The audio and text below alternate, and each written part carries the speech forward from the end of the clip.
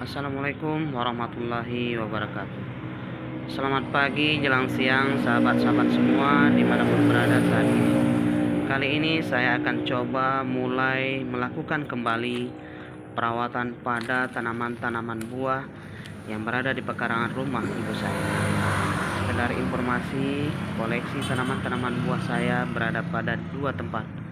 Pertama di pekarangan rumah ibu saya yang berada di kota Pariaman, di mana di pekarangan rumah ibu saya inilah saya memulai hobi saya pada aneka tanaman buah sebagai pengisi waktu luang yang saya miliki.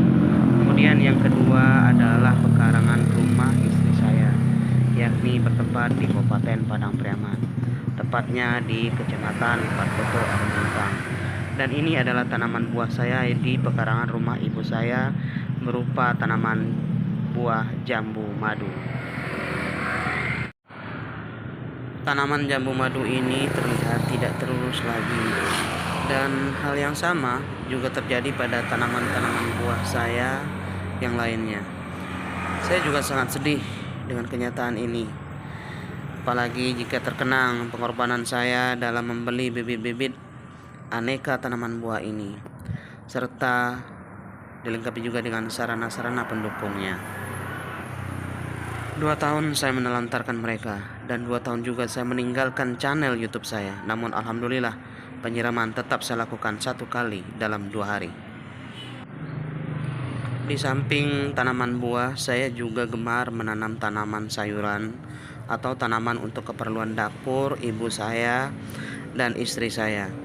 Seperti terlihat ini adalah tanaman cabai rawit saya yang saya tanam dengan wadah polybag.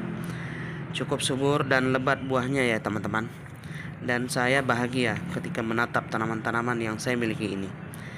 Kondisi kesehatan ibu dan ayah saya semakin hari semakin turun dan memburuk, mengakibatkan ibu dan ayah saya sering dirawat di rumah sakit.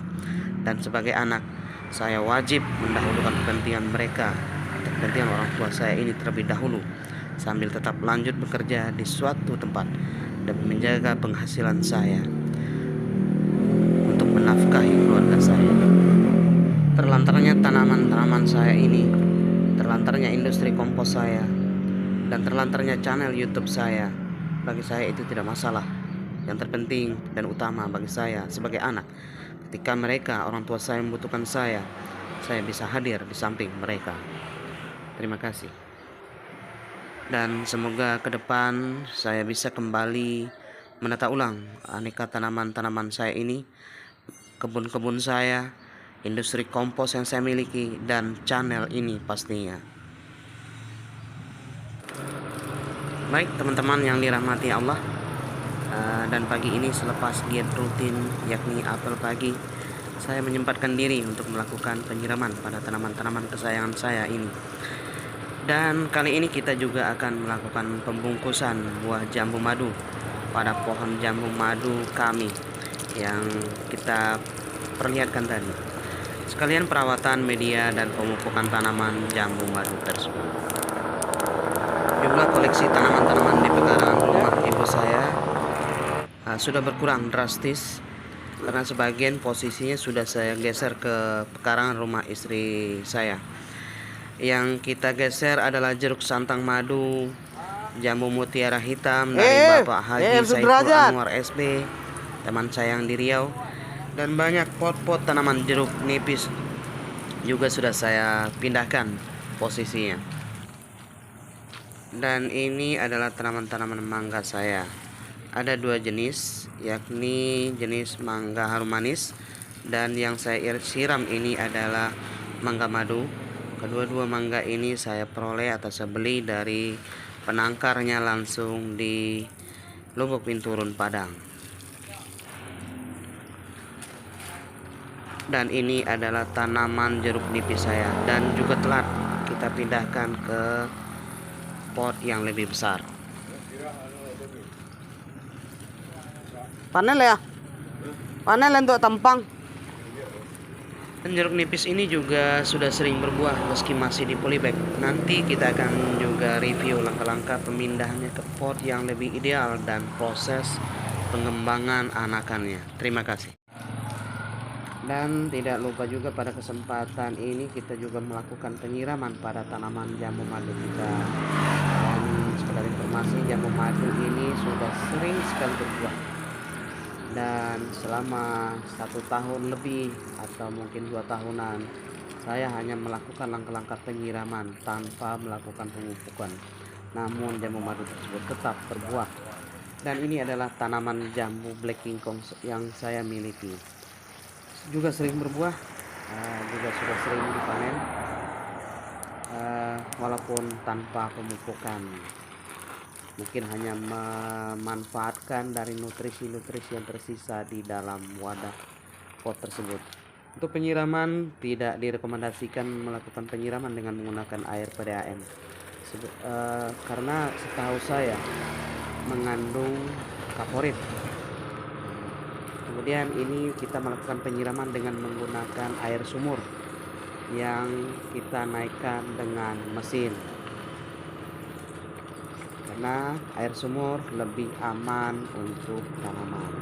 Jika teman-teman punya kolam ikan atau kolam ikan mini, bisa dimanfaatkan airnya untuk melakukan penyiraman tanaman. Itu lebih baik lagi karena mengandung nutrisi yang berguna bagi tanaman. Tidak lupa juga pada kegiatan pagi ini kita melakukan penyiraman pada tanaman cabai rawit kita. Seperti teman-teman lihat, buahnya cukup lebat, namun daun-daun tampak menguning karena kurang terawat.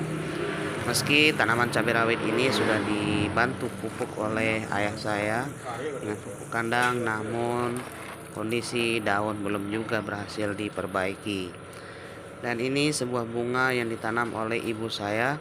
Saya juga tidak mengetahui apa namanya, namun saya tetap melakukan penyiraman terhadap bunga ini.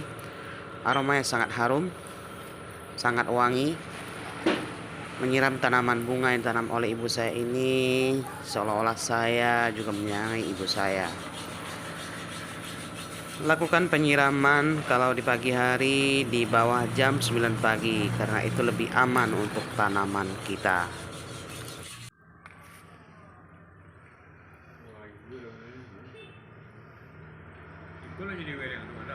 Iya.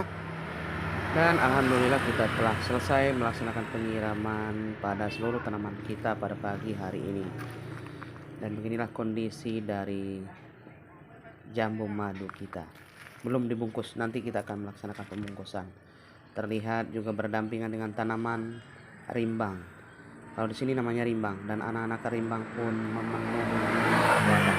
Nanti baik teman-teman, kita sudah selesai melaksanakan kegiatan penyiraman tanaman kita. Selanjutnya kita akan melakukan kegiatan pembungkusan dari buah-buah jambu madu kita. Silakan disaksikan. Baik teman-teman, ini adalah plastik kresek atau plastik pembungkus jajanan saat kita belanja. Kita akan melubangi sebelum kita melakukan pembungkusan pada jambu madu.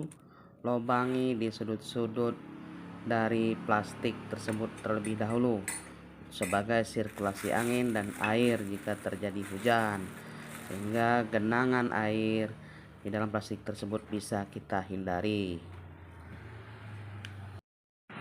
Plastik yang kita gunakan pun hanyalah plastik bekas, bukanlah plastik baru, karena kita hanya memiliki plastik yang seperti ini. Dan kita juga belum pada konsep perkebunan, baru hanya sebatas tanaman-tanaman dengan jumlah yang terbatas atau hanya sekedar hobi kita. Lakukan pengguntingan atau pelubangan di sudut-sudut plastik tersebut sebagai jalur keluar air jika kita melakukan penyiraman atau saat terjadi hujan. Lakukan juga di bagian tengah bawah. Kemudian lakukan juga pelubangan pada sisi samping dari plastik tersebut dan sisi tengah. Dan saat ini kita telah selesai melakukan pelobangan pada plastik yang akan kita gunakan untuk membungkus buah jambu madu kita. Dan alhamdulillah teman-teman, kita telah berhasil membungkus buah-buah dari jambu madu kita. Tidak semua buah dari jambu madu ini berhasil kita bungkus karena keterbatasan jumlah dari plastik yang kita miliki. Namun nanti kita akan upayakan membungkus kembali. Kemudian dalam pembungkusan usahakan atau hindari jangan ikut membungkus daunnya, hanya buahnya saja. Selanjutnya teman-teman, kita masuk pada kegiatan pemupukan tanaman jambu madu ini. Namun sebelum melakukan pemupukan, alangkah baiknya kita melakukan penggemburan terlebih dahulu di tanah bagian atas dari pot jambu madu ini, sambil membuat galian lingkaran melingkar pada bagian sisi pinggir dari pot tersebut. Nah, disitulah kita akan melakukan pemupukan. Kita akan menggunakan pupuk NPK Mutiara dengan kandungan 16-16-16, nitrogen 16, kalium 16, dan fosfor 16, dan ditambah dengan kandungan-kandungan lainnya. Lakukan pemupukan 2 minggu sekali. Kemudian apa-apa saja pupuk yang akan kita gunakan, kita akan review pada kesempatan berikutnya. Terima kasih teman-teman atas perhatiannya dan dukungannya pada channel ini. Silahkan di subscribe, tekan tombol lonceng, dan like. Terima kasih atas dukungan teman-teman pada channel ini. Terima kasih. Wassalamualaikum warahmatullahi wabarakatuh.